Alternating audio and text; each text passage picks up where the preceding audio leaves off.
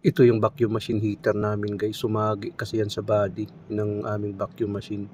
Kaya nga nasunog yung heater. Talagang ang laki ng ang pagkasunog niyan, parang nag-blast daw yan sabi ng operator. Pati dyan din naka-series connection kasi yan 60 volts lang yung dalawang heater na yan. Series connection, yan yung vacuum machine namin. So ang advice ko talaga dyan, dalhin sa shop, dinala na nila sa shop tapos tanggalin yung heater na yan para ma-check.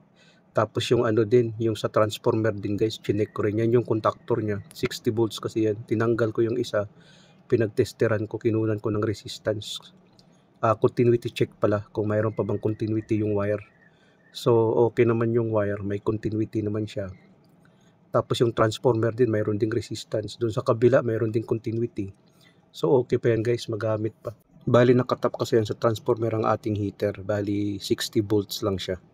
Ang heater niya, naka-series ang connection niya. Kaya nga yung wire medyo malaki-laki konti. So buti na lang hindi naapektahan yung transformer. So okay pa naman. Yun lang ang problema talaga ang heater. Talagang talagang nagkaroon ng shortage, sumabog, naputol yung heater.